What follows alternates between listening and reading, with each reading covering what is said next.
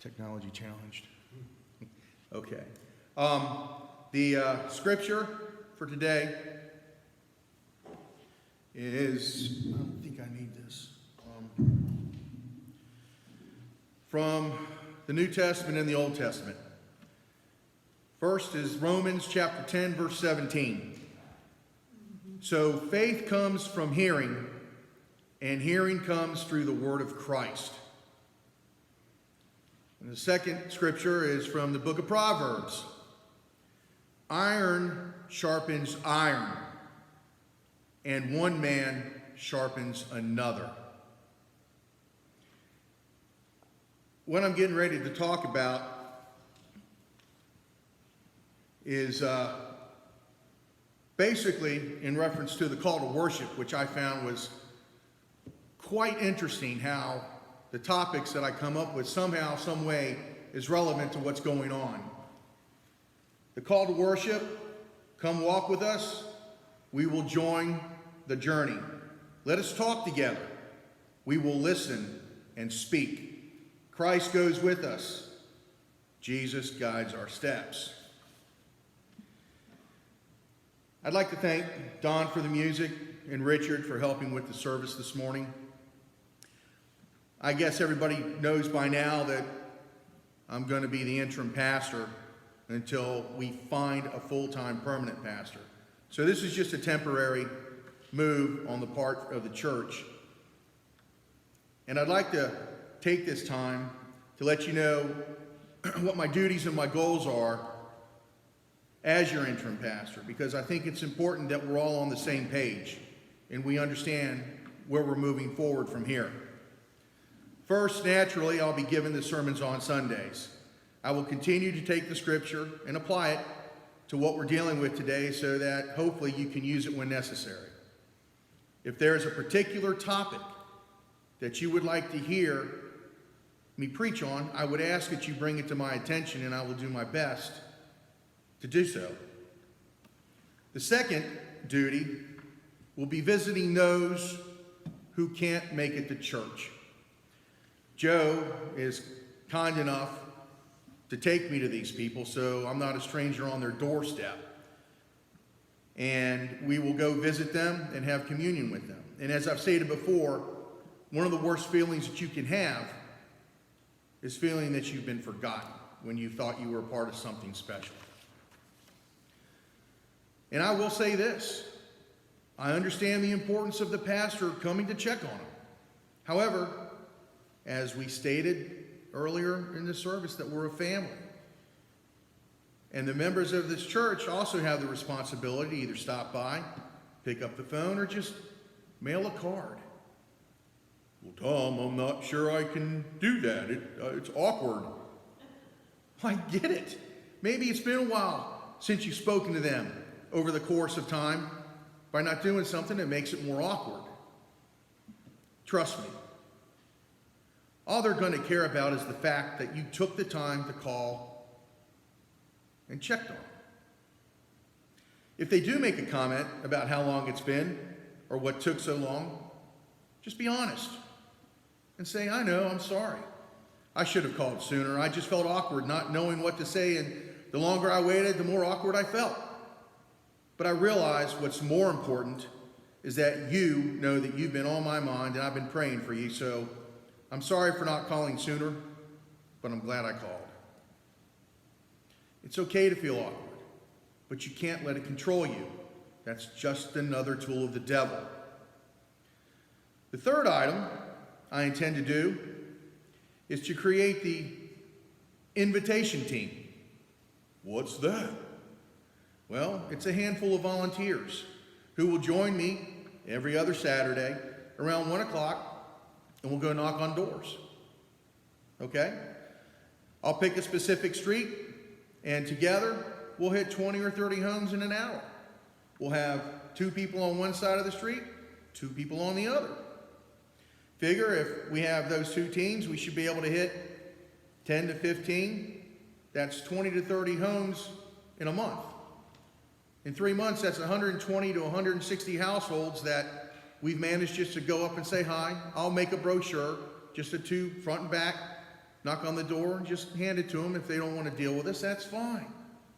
I get it. Not everybody is compelled to want to go to church. But I would hope that in that time, we'll have seen some new faces and possibly new members. As the disciples of Christ, it's our responsibility to go out and create awareness of our church. Not sure I can do that, Tom. All right. Just imagine for a moment that you're standing before God and you're viewing your life.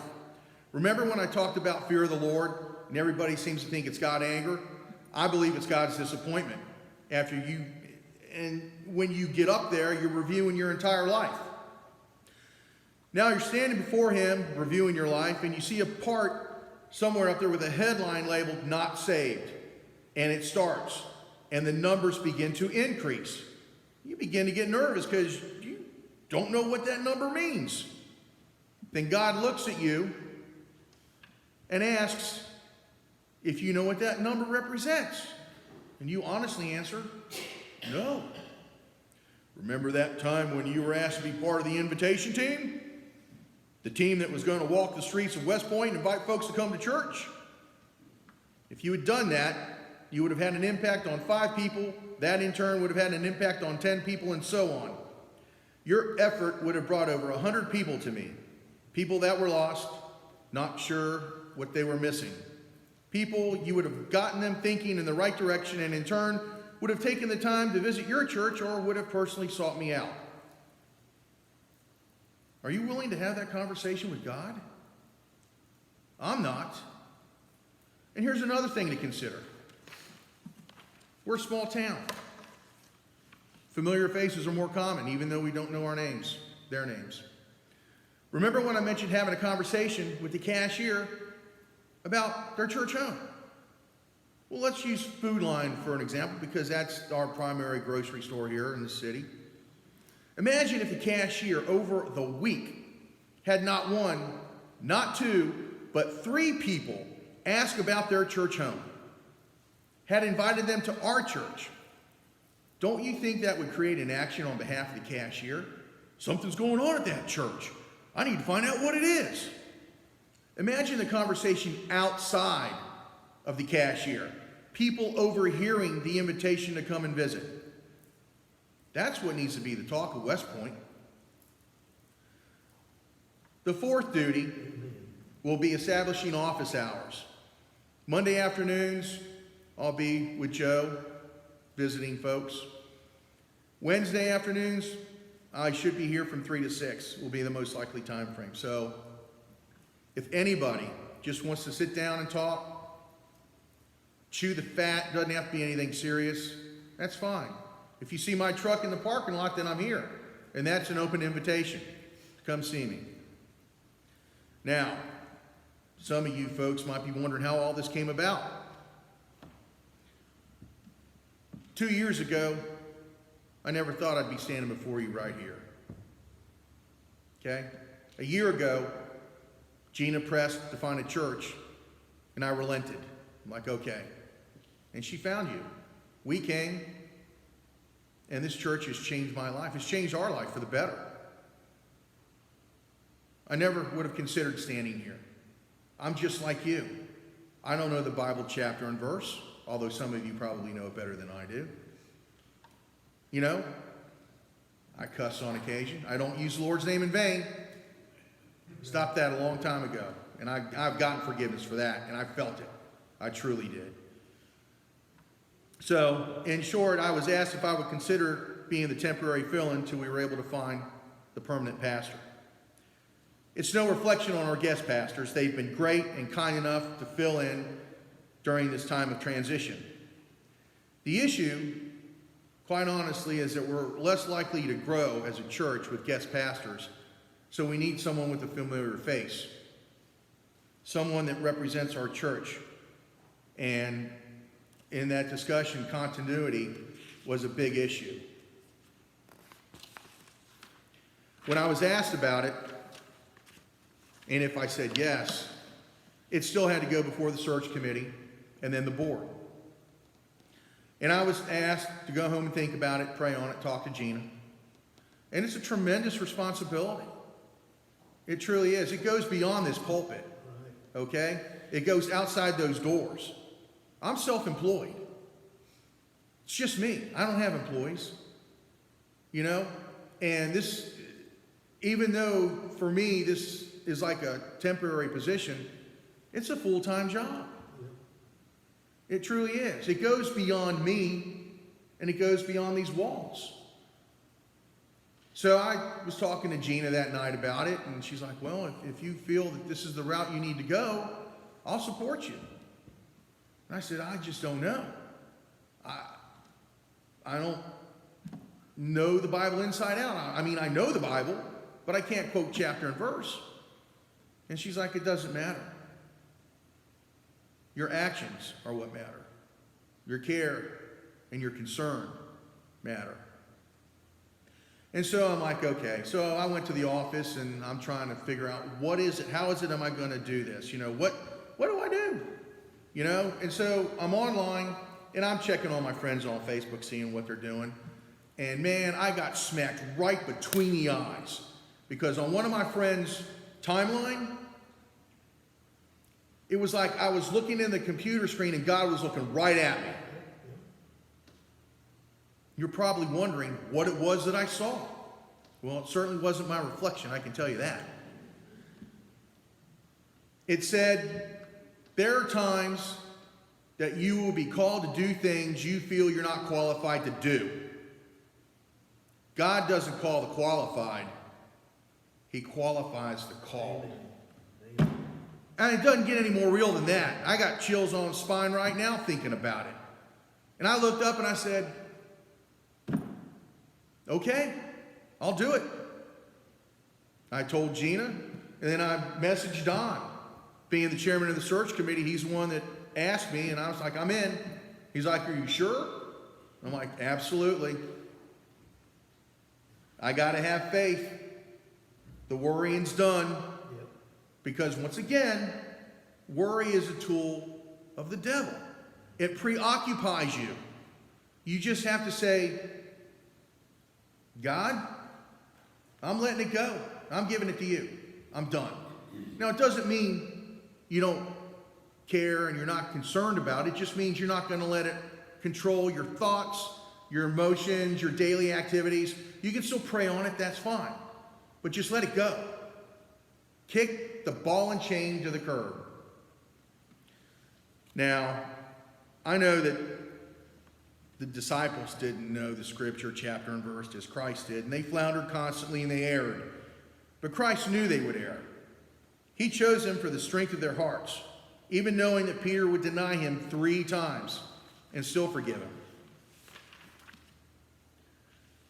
It's definitely a daunting task to stand before you, giving testimony in Scripture, guiding the church and reaching out to the community. Remember, this position right here, where I'm standing, is just the tip of the iceberg. The mass of the iceberg is sitting before me, the church family. And the goal is to get people to come to our church and to hear the sermon. And hopefully the sermon will resonate with them. But what they need to experience is the love, the compassion, the open acceptance that we provide to those who come to church, so that they will realize what they're missing. And I know everybody in here has dealt with pain, physical pain in some form or fashion. And then the moment you don't have any pain, you're wondering why it took you so long to get to having no pain. That's the same thing about finding God. You don't know until you find it. And then it's like, nothing else matters. And then sometimes things do matter, but guess what? Now that you've got God, they don't matter as much. And you have the resource and the ability to use God when you need Him. Hopefully every day. You know, God is not the friend of convenience that you call up when you need something and then you don't call Him ever again. He's there and He'll answer, okay? But He would prefer if you talk to Him every day. Thank Him every day. You know, when I'm out here working and it's a hot day And I'm just like, and then the breeze hits, and I'm like, oh, thanks, God. Truly, you know? In fact, for what it's worth, I was talking to the receptionist at one of the dealerships, and she came out to say hi to me. Nice girl. She's probably in her, I want to say probably late 20s, early 30s. So we were talking, you know, and she's been looking for a church, and she lives on the peninsula. And we got to talking, and I was giving her some testimony, and I said, you know, God's here with us. Watch, here comes a breeze, and lo and behold, there went the wind. I said, now that's not me, that's him. Okay, I was just taking a long shot, and he hit it out of the park. But the interactions that we have can bring peace to those who are looking for what we have found. You know, imagine this. I talked about, you know, going door to door, talking to the cashier, okay? I was watching a video of Penn and Teller, and I guess the bigger guy's Penn, he's an atheist, doesn't believe in God, okay? But he was saying something that really made a lot of sense. He's like, if Christians truly believe that Christ is the way to salvation, why aren't they out there talking to other people? They should be compelled to do that if they truly, honestly believe that's the way to heaven. He goes, I don't believe in God, but if I did, you can bet I'd be out there talking to people. And he's not talking about preaching on the corners, just talking to people that you meet and see. Just general conversation. Yeah, I get it. Don't talk to me about that Jesus nonsense. No. Well, it's not nonsense, but okay. I'm sorry if I offended you, but that's who I am. Just know that when you see me, Jesus is right here with me. So if you feel you need to talk about something, I'll talk to you. Okay? But when you're ready, just know that I'm ready. And we can bridge that gap. Because that right there is our saving grace. That cross. Imagine all the pain and being uncomfortable that Christ went through to get to that cross. Yet we're feeling awkward, uncomfortable to talk to somebody. Yet he went through all that pain and agony for people he didn't even know. So the next time we feel uncomfortable about talking to somebody or possibly opening that conversation, just imagine him getting whipped for us so that we could gain access to heaven. Remember, that cross represents everything. And that cross has got more power than we realize. And I'm going to talk about that cross the next sermon I have. It won't be on homecoming, but it will be the next sermon after that. Anyway, I've got a good sermon lined up for homecoming, and I want to thank the members here for trusting me with this tremendous responsibility, and that I can't always guarantee that it's going to be a smashing success with my sermons, but I'm going to try. And once again, I'd like to thank everybody here that has done your part to ensure that this church has remained a viable, open opportunity for Gina and I. Because had it not been here, I wouldn't be here right now. So I just want to say thank you, and that know that I'll do my level best. And the door's not my door, this is our door. Okay? I'll be here on Wednesdays from like 3 to 6. If you see the truck, feel free to come in. And like I said, if there's something that you'd like me to talk about, then just ask.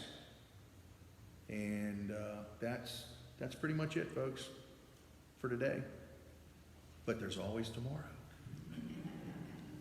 So I'm going to turn it over to Don. If I can get a